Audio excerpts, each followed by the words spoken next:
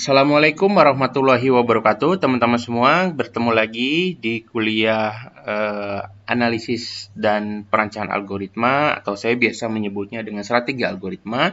Kita masih di strategi divide and conquer. Untuk kasus-kasus pengurutan, kita masuk ke algoritma selection sort. Sebelum video ini kita sudah membahas algoritma quick sort, yang dimana dia algoritma paling cepat dalam pengurutan, dan sudah kita lihat secara analisis kompleksitas waktunya lebih cepat dibandingkan brute force. Kalau kondisinya terburuk, quick sort ini sama dengan brute force.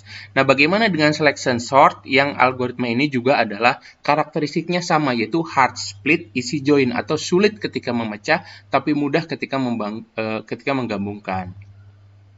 Nah, selection sort ini dia caranya adalah sama, membagi array menjadi dua subarray atau upalarik yang ukurannya tidak sama, yaitu subarray atau upalarik pertama hanya satu elemen, sedangkan upalarik kedua berukuran n-1 elemen. Selection sort dapat dipandang sebagai kasus quick sort dengan hasil pembagian terbagi antara satu elemen dan n-1 elemen, namun proses partisinya dilakukan dengan cara yang berbeda. Jadi partisinya yang kita lihat dengan cara yang berbeda. Oke, proses partisi dalam selection sort dilakukan dengan mencari elemen bernilai minimum atau bernilai maksimum, ya, tergantung kasusnya. Jadi kita cari elemen yang paling minimum dan yang paling atau paling maksimum, ya. Lalu elemen minimum itu ditempatkan pada posisi AI dengan cara pertukaran, ya, atau diposisikan pada bagian pertama. Ini prosedurnya, kita lihat selection sort. Dia menerima input array atau larik integer, inputnya i dan juga input ij, yaitu adalah indeks pertama dan indeks terakhir.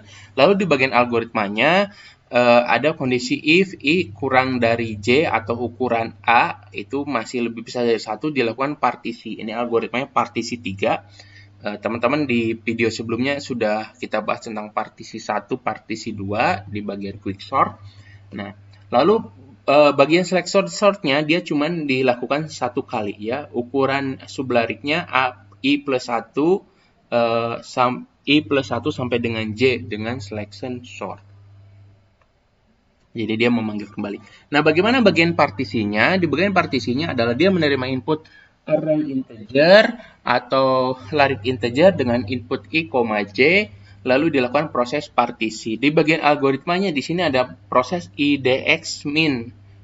Diisi awalnya dengan i. Ini adalah proses perulangan dari k adalah i plus 1, ya. Jadi dari indeks yang kedua sampai dengan yang ke j untuk mencari elemen mana yang paling kecil, ya. Elemen mana yang paling kecil. Kalau ditemukan elemen yang paling kecil, maka di swap ke posisi pertama di bagian posisi yang ke i.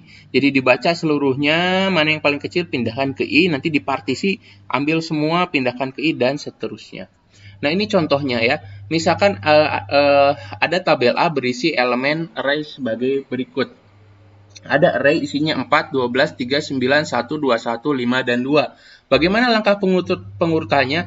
Ambil semua, scan dari depan ke belakang, ambil yang paling kecil, pindahkan ke depan. Lalu dipartisi, sisanya yang ini, ambil semua, mana yang paling kecil, angka 2, pindahkan ke depan.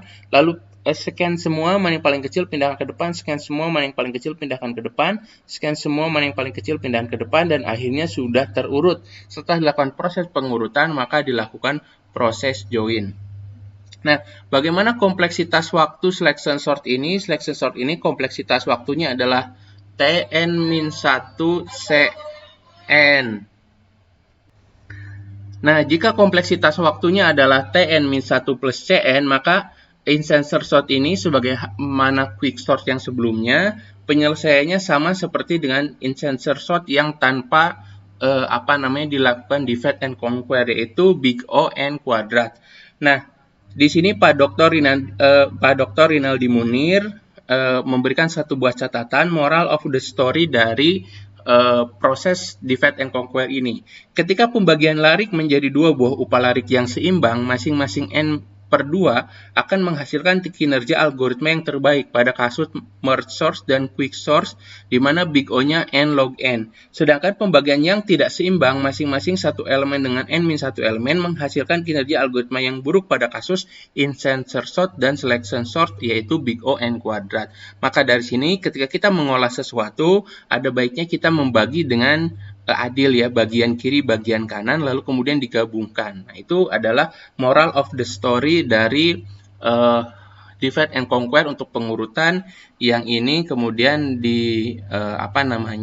dirumuskan atau dimention oleh Pak Dr. Rinaldi Munir.